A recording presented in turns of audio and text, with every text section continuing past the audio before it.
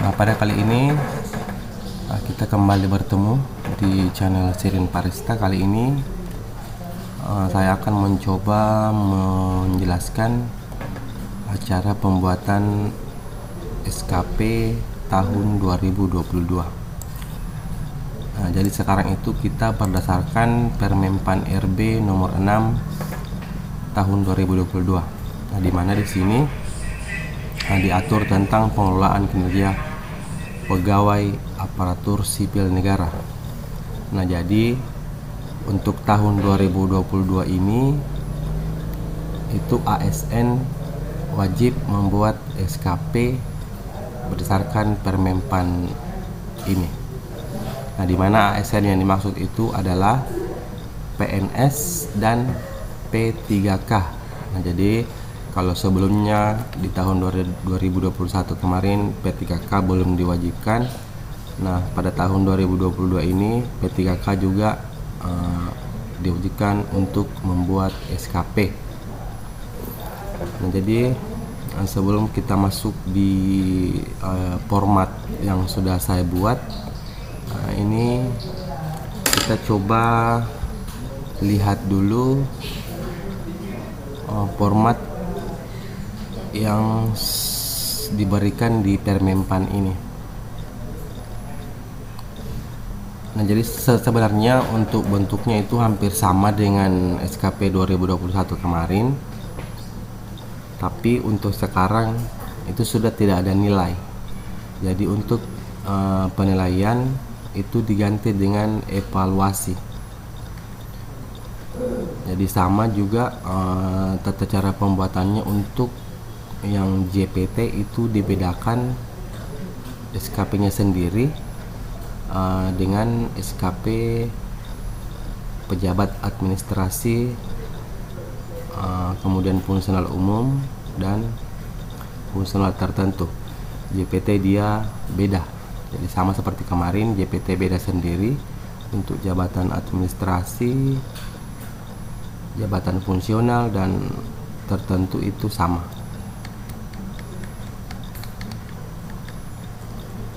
Nah, jadi ini tahapannya sama. Kita harus membuat dulu matriks pembagian peran dan hasil. Jadi kita lagi-lagi berdasarkan perjanjian kinerja itu untuk yang di instansi daerah. Seperti ini bentuk pohon kinerjanya. Nah, ini adalah contoh SKP untuk JPT atau pimpinan unit kerja mandiri. Nah, ini contohnya. Nah, jadi perbedaan yang paling mendasar di bagian SKP ini, nah di sini kita sudah gabungkan antara hasil kerja dengan perilaku kerja. Nah, dimana kemarin itu untuk perilaku ini nanti kita include di bagian penilaian. Nah, kalau sekarang itu dia sudah include langsung di SKP-nya. Seperti itu.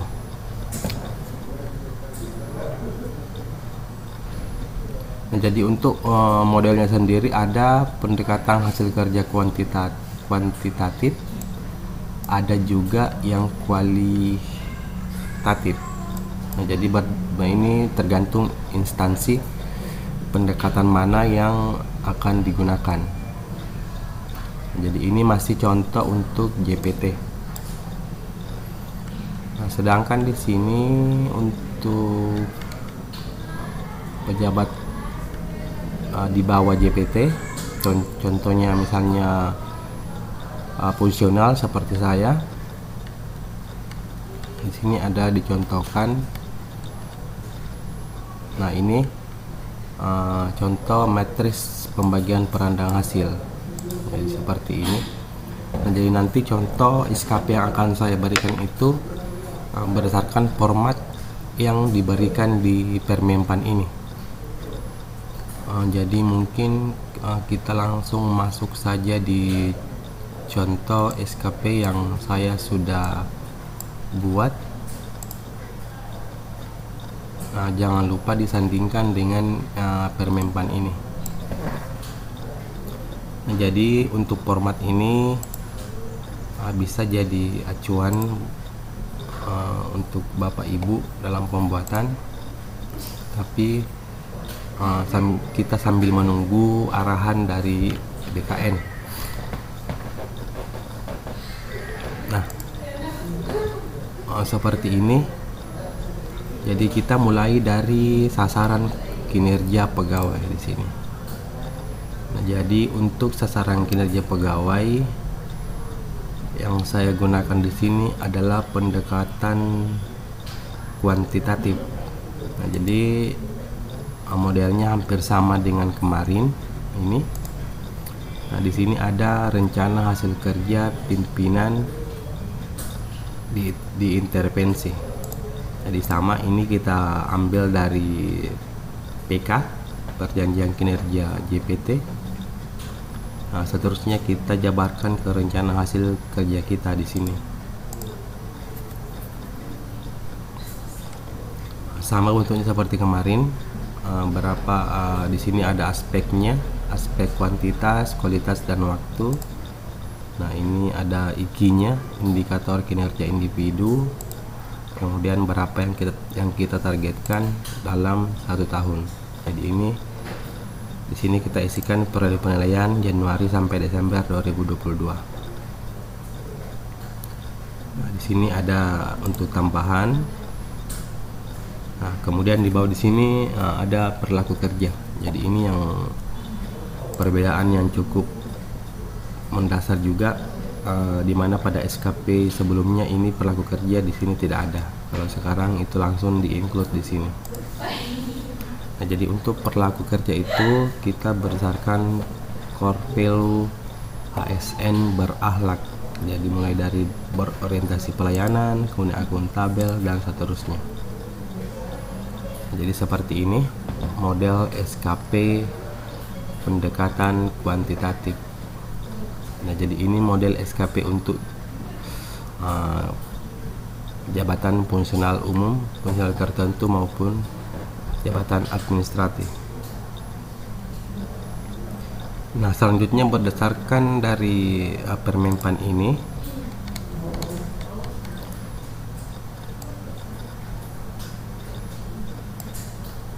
jadi ini yang saya ikuti, yang ada di format A17.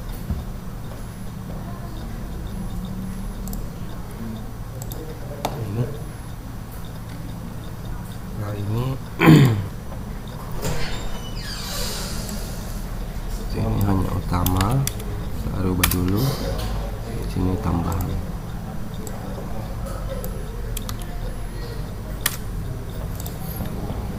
Oke. Nah, jadi seterusnya setelah kita membuat SKP ada yang namanya form lampiran SKP. Nah, ini lampiran sasaran kinerja pegawai. Nah, jadi di sini ada 3 isian. Yang pertama dukungan sumber daya, kemudian skema pertanggungjawaban, kemudian konsekuensi. Nah, jadi ini lagi-lagi formatnya saya ambil di Permenpan ini. Nah, ini lampiran ada di format A18. Nah, setelah lampiran SKP ada lagi yang nomor 3, form rencana aksi. Nah, jadi untuk rencana aksinya seperti ini formnya. Jadi ini bisa disesuaikan sendiri dengan hasil kerja. Misalnya hasil kerjanya ini apa kira-kira rencana aksi yang akan kita lakukan untuk mencapai ini. Nah, seperti itu kira-kira penjelasannya. Di sini ada di format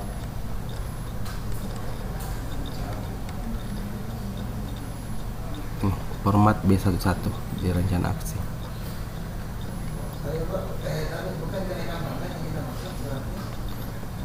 Oke, kita lanjut. Nah, setelah rencana aksi ada pendokumentasian kinerja.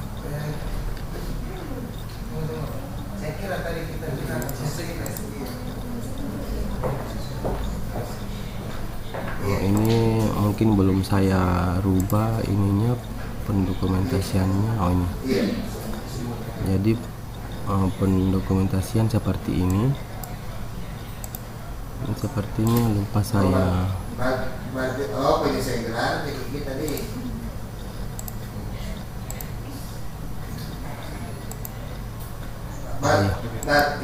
Ini yang saya lupa ganti.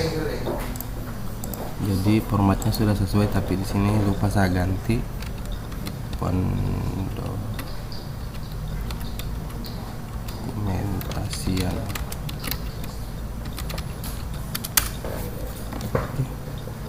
Pendokumentasian kinerja. Nah, ini seperti ini formatnya. Jadi sama kayak tadi, hanya kita tambah di sini untuk realisasi dan bukti dukung. Nah, setelah itu ada lagi form namanya rekaman. Di sini sesuai dengan permintaan ini. Rekaman informasi umpan balik berkelanjutan. Nah, jadi formatnya sudah saya buatkan di sini. Nah, seperti ini. Nah, jadi ini untuk rekaman informasi ini kita buat per periode. Jadi kalau misalnya di sini lagi periodenya, jadi itu sekarang itu kita evaluasinya itu ada yang evaluasi yang untuk yang periode, yang per periode. Entah itu kita pilih yang bulanan atau semesteran, itu tergantung instansi. Kemudian kita juga bisa melakukan nanti untuk secara keseluruhan. Jadi untuk periodenya itu tergantung instansi, kita mau pilih yang bulanan atau yang per triwulan. Setelah ini ada lagi pelaksanaan coaching. Jadi formatnya seperti ini, pelaksanaan coaching. Kemudian setelah pelaksanaan coaching itu ada pelaksanaan mentoring seperti ini. Kemudian ada pelaksanaan bimbingan, ini umpan balik. Nah, kemudian ini yang untuk evaluasi kompetensi pegawai. Setelah ini ada laporan permasalahan. Nah, kemudian yang ke-11 ini yang paling penting, ini hasil evaluasi.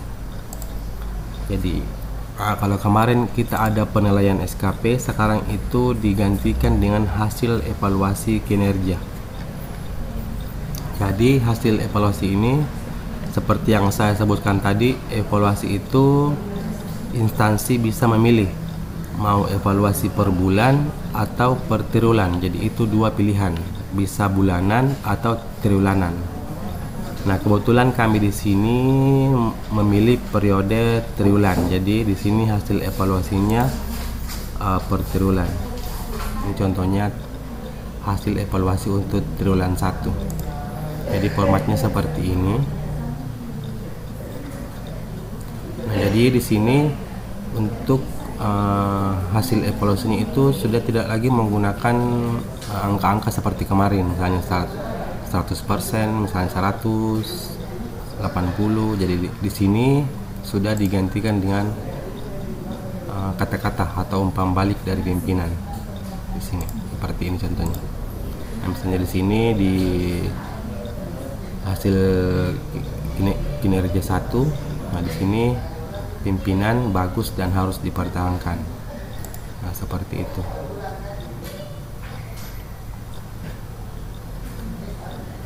Nah, untuk perlakunya, jadi di sini ada rating hasil kerja. Jadi kalau misalnya sesuai ekspektasi, ini yang 2 dicoret. Nah, kemudian di bawah ada perilaku kerja. Nah, ini umpan balik dari pimpinan. ada juga ekspektasi khusus dari pimpinan. Kalau ini umpan balik misalnya dari orang yang kita layani. Nah, jadi di sini ada juga rating perilaku kerja. Kemudian terakhir ada predikat kinerja pegawai. Ya, jadi inilah hasil akhir yang kita peroleh, predikat kinerja pegawai.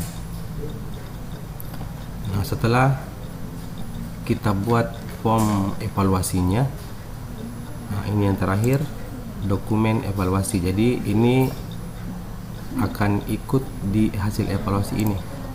Jadi kalau kita di sini triwulan 1, dokumennya juga triwulan 1. Nah, jadi kalau kemarin di tahun 2021 ini kita sebut dokumen pelaporan kinerja pegawai, kalau sekarang itu kita sebut dokumen evaluasi kinerja pegawai. Dilengkapi dengan logo burung Garuda di sini. Jadi seperti ini formnya.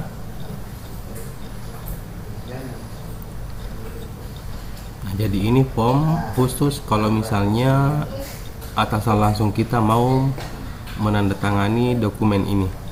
Jadi kalau misalnya atasan langsung kita tidak mau menandatangan, kita langsung bisa ganti di sini. Untuk penandatangannya di sini kita ganti ke pejabat, ke atasan pejabat penilai kinerja. Jadi bisa misalnya saya di sini bisa langsung ke sini. Kalau misalnya pejabat penilai yang ini tidak mau tanda tangan, misalnya seperti itu. Kemudian sesuai dengan permenpannya di sini, sebenarnya yang kita akan lampirkan nanti kalau pelaporan kinerja itu hanya ini, dokumen ini evaluasi kinerja dilampiri. Jadi yang akan kita lampirkan nanti itu hanya ini. Ini yang paling utama. Kemudian dilampiri dengan SKP. Jadi yang saya beri warna merah tabnya hanya itu yang akan kita kumpulkan nantinya. Di luar lagi kalau misalnya ada semacam surat edaran dari BKN terkait dokumen apa saja yang harus kita kumpulkan di dalam satu pack SKP ini. Jadi kalau misalnya menurut ini itu hanya menurut permenpan ini hanya ini SKP, lampiran SKP, kemudian hasil evaluasi dan dokumen evaluasi. Nah, jadi ini yang lain-lain ini kemungkinan hanya akan kita jadikan pegangan saja. Jadi sambil menunggu surat edaran resmi dari BKN, ini bisa juga dijadikan sebagai acuan. Oke, jadi mungkin seperti itu tata cara pembuatan atau penyusunan SKP 2022 berdasarkan Permenpan RB nomor 6 tahun 2022. Nah, jika masih ada yang bingung atau mungkin ada pertanyaan, bisa dituliskan di kolom komentar. Oke. Jangan lupa dukung terus channel ini dengan cara subscribe, like, komen, dan share ke teman-teman yang lain jika merasa video kali ini bermanfaat. Oke, jadi cukup sekian penjelasan tentang SKP 2022 dari saya. Kita jumpa lagi di video selanjutnya. Wassalamualaikum warahmatullahi wabarakatuh.